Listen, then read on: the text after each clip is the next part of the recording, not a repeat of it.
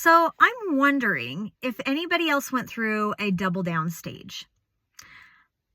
I went through a double down stage for several years where the church was not making sense for me anymore. It was not enjoyable by any means. I'm not sure church was ever enjoyable for me, but I certainly was having trouble believing it. I was having trouble making sense of it. It was a huge burden, and I really was struggling. So instead of doing what any normal person would do, I think, and like walking away from that, I doubled down. Some of the things that I did where I doubled down and just became more Mormon was that I think the most obvious one was just that I had pictures of Christ, like religious pictures all over my house. I had pictures of the nativity, like folk art kind of nativity, not anything that was like overly like religious per se looking, but like it was like folk artsy, which was really pretty, but it was like nativity scene. Okay. Or I would have like, I had a lot of pictures of Jesus, and some of like my nuance creeping in there was that like Jesus would be like a rainbow Jesus, or he would be like a really like ethnically correct Jesus, or, you know, those kinds of things. But also the nuance was that I had a lot of pictures that were supposed to represent Heavenly Mother, and I had as many of those as I had of Jesus. And so, you know, that was part of my double down state. I also pictures of the temple everywhere. I had so many pictures of temples, probably more than I had of my family. And part of that was because like I hated the temple. I've always hated the temple. I said I liked it though. Like I always was, oh yeah, it's wonderful at the temple.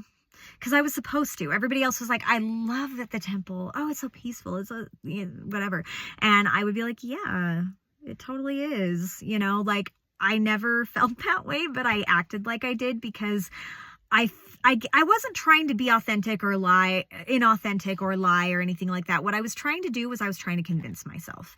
I was trying to convince myself that I also felt that way. And I thought that if I just kept acting like it, then eventually I would feel that way and I would agree and I would, you know, finally feel that feeling and be on board. So part of that, all those temples being in my house and all the pictures being up and everything was that I thought if I put them up, if I see those pictures every day, then I'm going to want to go there and it's going to be important to me.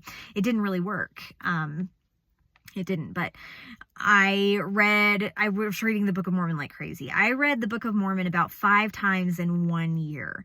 And that continued from about 2018 until I left the church. I didn't read the Book of Mormon at all this year, like all the way through. I was still reading the Book of Mormon up until the day I left the church. And then I put them in a drawer.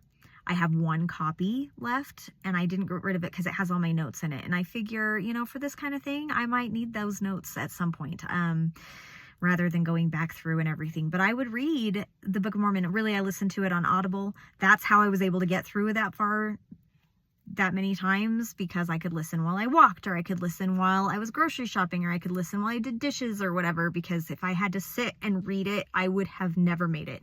It was so boring and so time consuming, but I could listen to it on a faster speed and I could get through it. And I always took notes with my journal edition. I listened to faithful podcasts, the Come Follow Me podcast with John By the Way and Hank Smith, and At Last She Said It. And I listened to those all the time. And I would just listen to them. And I was always so annoyed. I was so annoyed at it. I was always like, I don't agree with it. At Last She Said It is wonderful. I still love them. They're active women. And for a while I was like, this is the reason I'm able to stay active, is because of these women. And because of what they say, because everything that they talk about, I have ranted and raved about already to my husband.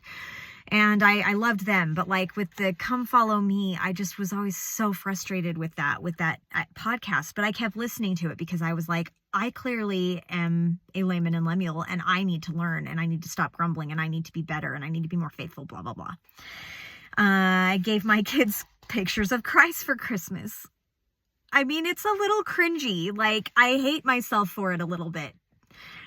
it's just not fun, you know, like Christmas is supposed to be fun. And here I am like, Jesus, everything's about Jesus. And like some of them still have those pictures.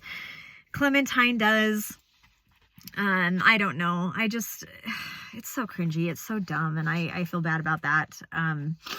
But I'm sure that they don't care anymore. But for me, it wasn't about Jesus. It was about me doubling down. And I think that's the thing, is that I was in this space. That's the thing that bothers me. Not that it's just a picture of Jesus, but that it was, you know, they were nicely framed, these beautiful frames. And I was like, okay, this child and this personality, this is the kind of picture they need. And, you know, Jesus on the water walking in the storm, and this kid needs, you know, I don't know, just, it was very,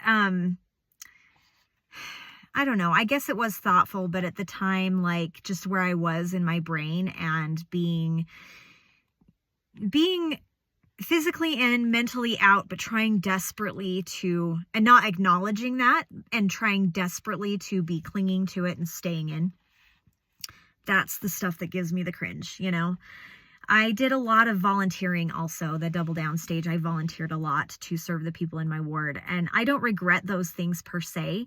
I just prioritized it over my family and my time with them. I prioritized, you know, putting our money into those things. We were asked as a ward often to donate to the food pantry that's here, which I loved doing. I still think it's a wonderful thing to do. By no means am I saying don't serve.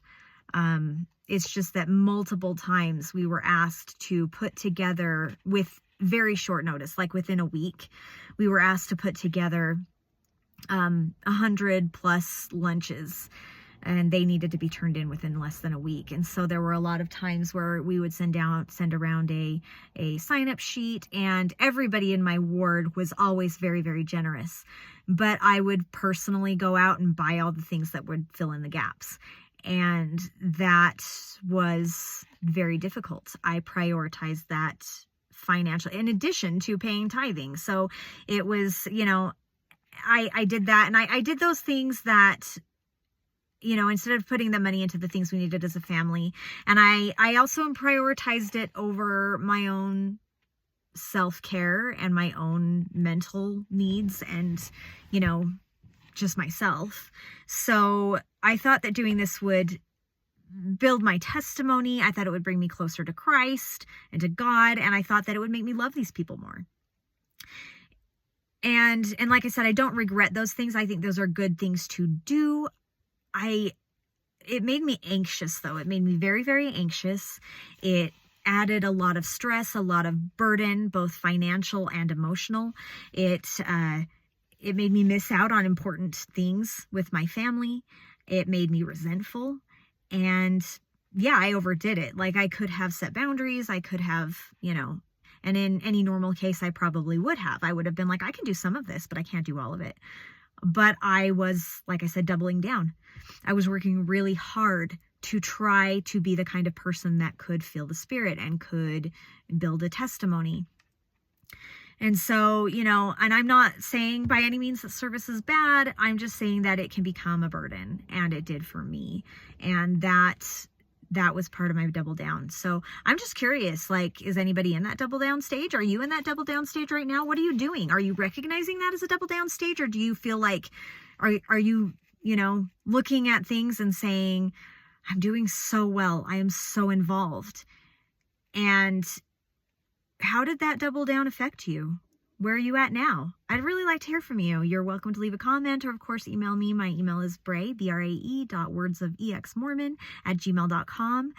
Thank you so much for listening to this video, and remember to think terrestrial.